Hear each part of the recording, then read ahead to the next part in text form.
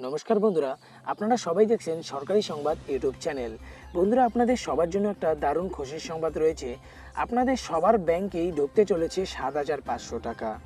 কংগ্রেসের প্রাক্তন প্রধানমন্ত্রী মনমোহন সিং এই ধরনেরই একটা ঘোষণা করেছেন, যেটাতে তিনি স্পষ্ট করেই বলে দিয়েছেন যে সমস্ত জনধন খাতা গ্রাহকদের ব্যাংকের অ্যাকাউন্টে ৭,৫০০ টাকা পাঠানো হবে।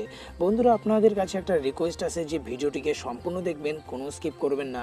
সম্পূর্ণ দেখলেই কিন্তু আপনারা বুঝতে পারবেন যে এই টাকাটা কেন আপনাদের ব্যাংকের অ্যাকাউন্টে পাঠানো হবে আর কবে থেকে আপনারা এই টাকাটাকে তুলতে পারবেন। বন্ধুরা, আপনারা যদি এই টাকাটাকে নিজেদের ব্যাংকের অ্যাকাউন্টে পেতে চান তো সবার আগে এই ভিডিওটিকে একটা লাইক করে দিন। লাইক করার পরে যে নিচে লাল রঙের সাবস্ক্রাইব বাটন আছে ওটাতে ক্লিক করে আমার চ্যানেলটিকে সাবস্ক্রাইব করে দিন, আর এরই সঙ্গে নোটিফিকেশন বেলটা অন করে নেবেন। আর বন্ধুরা, এটা একদমই ফ্রি। বন্ধুরা, ইতিমধ্যেই কিন্তু একটা গুরুত্বপূর্ণ খবর সামনে বেরিয়ে এসেছে। রবিবার বুকে ব্যথা নিয়ে ভারতের প্রাক্তন প্রধানমন্ত্রী মনমোহন সিং দিল্লির এইমস হাসপাতালে ভর্তি হয়েছিলেন। সেখানেই তার অসুস্থতা দূর করার জন্য তার হৃদয় অস্ত্রোপচার করা হয়। এখন তিনি সেই হাসপাতালেরই একটি বিভাগে ভর্তি রয়েছেন।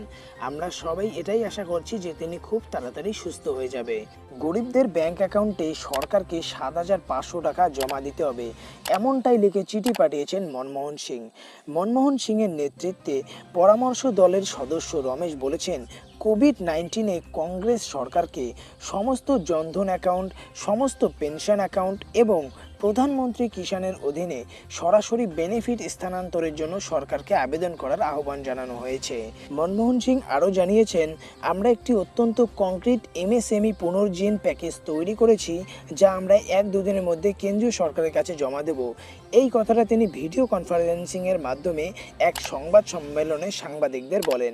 রমেশ বলেছিলেন, মনমোহন সিং ও রাহুল গান্ধী উভয়ই ফসল সংগ্রহ ও অভিবাসীদের সমস্যার সমাধান নিশ্চিত করার জন্য সরকারের ইতিবাচক সুপারিশ করার প্রয়োজনীয়তার উপর জোর দিয়েছেন।